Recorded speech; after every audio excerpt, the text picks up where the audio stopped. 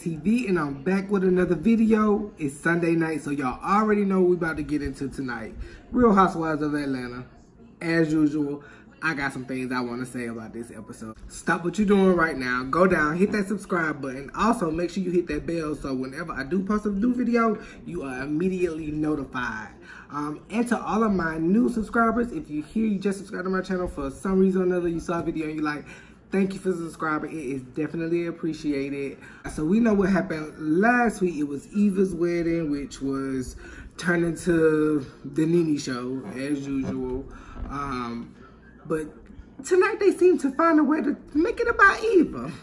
Maybe not in the most positive way, but that was just some real shady editing and producing to me.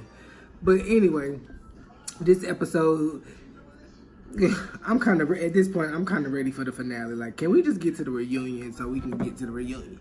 Like, let's get to the reunion. But tonight, like I said, Eva came back from honeymoon. Kandi's opening LLG. Nene is still wanting to fight with Greg.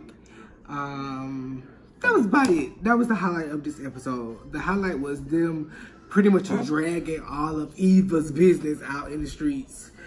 But typical housewife fashion, they find some type of way to, you know, get somebody's business. So they kind of jump right into, Nene is at Marlo's house and Tanya is also coming over there. And, you know, Marlo wants to roll out her red carpet and shit, you know, just show how she living pretty much. But in the episode, she immediately brings up, you know, some information about Eva that she received from a bridesmaid. Now, as they rolling the clips back showing, you know, Eva having issues at her wedding, I'm like, whoever this Shanita lady is, that's exactly who called Marlo. And at first I was kind of like, that sounded like a guy. Like, it sounded like a one of the girls to me. But it was some friend that was in Eva's wedding who had been pretty much dogging Eva out and spreading all of her business. Now, when I'm sitting there kind of like, it seems like Nene was so excited about getting that information. Although she wanted to sit there and like, well, you know, so shocked and stuff, she couldn't wait for Marlo to pretty much give her all of that. And I'm kind of like, we was introduced to Eva, what, maybe last season, I think, through Nene. And it's like, every time you come on this show and you introduce to Nene, it's like, that friendship, as soon as you get on the show, the friendship is pretty much, it's doomed. But yeah, she's sitting there and it's her and Tanya. And of course, Tanya, like, her and Eva have become really good friends at this point. And she's just kind of like, no, I know what Eva is. Not really, you know, taking up for her and stuff like that. You can tell she was bothered by that information. And I'm like, you know, they talking Marlo owe her car. Hold on, y'all. Something about her getting a car, like, in not the correct form or, you know, like, off the street or something. She talks about that. Oh, Eva doesn't own her house. Eva's renting and da-da-da-da-da. And, you know, a lot, they kill me with this, who owns their house and who's renting. This is Atlanta, home of the fake it till you make it. So, a lot of people throwing stones, living in houses that they rent, which ain't no problem, but don't do that when you're not sitting over there, you know, with a full mortgage. Stop it. You got at least two, sis. Quit it. But yeah, they jump right into that. And like I said, it seems like, I don't know, it's a weird dynamic with Nene. Like, when you think you're her friend and then you really not. And everybody knows Marlo like the bone carrier. This is what they pretty much bring her on here to do. We're not going to give you a peach, but we'll allow you to, you know, stir up drama and get everything kind of riled up. But that's pretty much, that was given tonight. And I hate how they tried to disrespect her husband. Like, she taking care of him. Like, this man was literally just running for the mayor of the city of Atlanta. He is an attorney. He has a career. Like, let's cut that narrative out.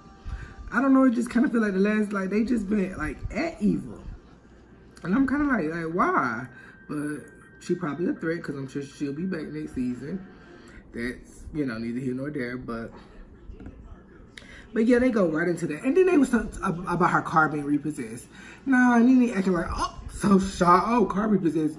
If we can remember in a few earlier seasons where her and Sheree was having a lunch and they had that little dispute and Sheree said, I had the right to buy you a house and a car. Your car was stolen, darling. Your first car, that was repoed. Hello?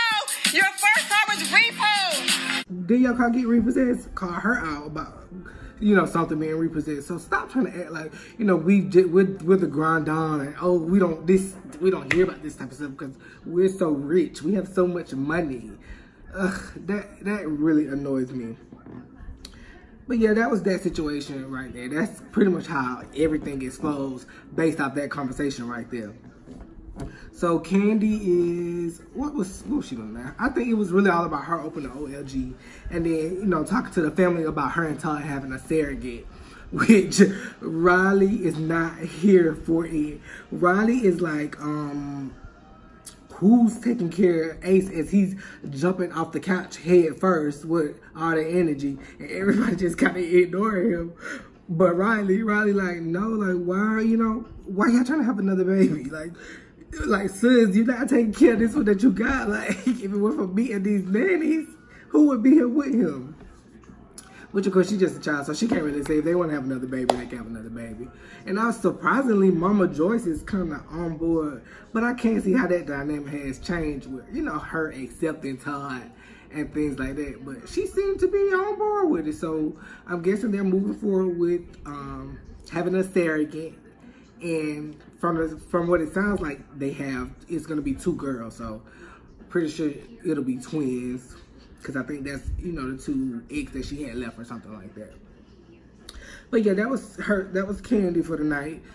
Riley definitely read her mama like she does in true form. Like, I said what I said. You ain't here to raise Ace. So why we trying to have another baby? That absolutely takes me out every time. But yeah. And I feel her like, why are y'all talking about me? Especially one, like I keep saying, if Nene is literally her friend, if you're somebody's friend and you know this kind of information going down, what were you waiting on to call her if you're their friend? If you're my friend and you hearing this, you need to hit me up as soon as possible just so I can get in front of it too if I haven't already got in front of it. I feel like if you're her friend, you should have been the first one to call her, but you was going to wait for a moment just like anybody else who, like Marlo, would have waited for a moment in front of people to pretty much embarrass her. Ugh. It's so disgusting. So Eva runs out. Nene gets pissed with Tanya because she's like, well, we agreed that I would be the one to tell her because I have a closer relationship. But of course, Tanya like, I'm her friend. I just feel entitled to let her know, like, hey, I don't want her to feel ambushed. Like, this is the information that's out there. So of course, Nene gets pissed. Eva has already stormed off and Nene called her back trying to, you know, get Eva to come back in there. She pissed as she should be. You know, they dogging her and her now husband, you know. So I don't blame her for, like, you know, feeling like she felt. Nene tries to get her to calm down. And you know what was so interesting? Eva let her know that she kind of wanted her to be off camera, off mic. But some type of way, the producers kept Nene mic on. I caught that too. That was so damn shady. Like, she states that she doesn't want to be on camera. And the first thing they do is leave this mic on. Oh, we won't film it, but we definitely gonna get the audio from it.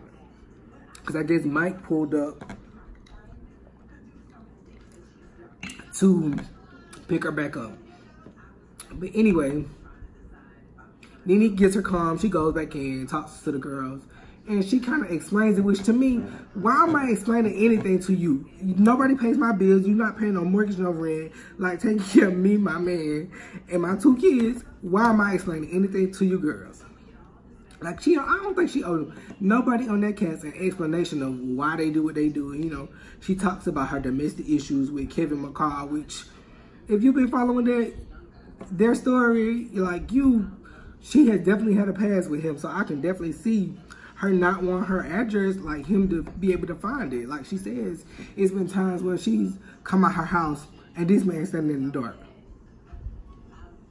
Who? Yeah, you crazy. You can't know where I live. Nobody around you need to know where I live. So if I got to have several places to make that happen, I don't blame her.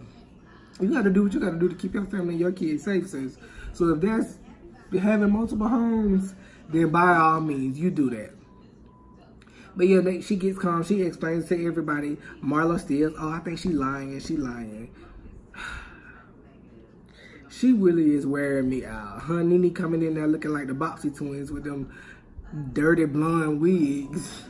They starting to look more and more like, if you ask me. But yeah, I'm rambling. That is the highlight of this episode. Next week is the season finale, so we finally get to the season finale. Like I said, I'm so ready for the reunion, so we can see what went down, because the reunion looks like it might be more exciting than this whole season. But yeah, I'll check that video out down below of Nene in her counseling session with Greg on Instagram. Like I said, it's a short clip because fans kind of told her, hey, you need to get off of live. This should be private. But yeah, definitely check that video out. And like I said, I want to do a live for the reunions, just so I go on live, and you know, if you're a smaller YouTuber, you definitely, we get the network and things like that, and pretty much just enjoy the episode, and everybody can kind of tell how they feel, like I said. But I'm rambling. I'm gonna get off of here. Oh, and one last thing, if you are in need of some really good hair, you can definitely show. It's bossextend.com. It's the website. I have a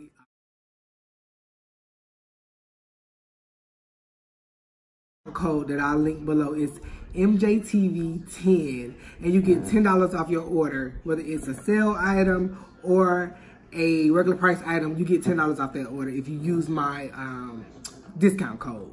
But again, like I said, thank you guys. If you already subscribed to the channel, thank you for your support. If you have not subscribed, make sure before you leave, you hit that subscribe button and that bell. And until next time, I'll see you guys later. Bye.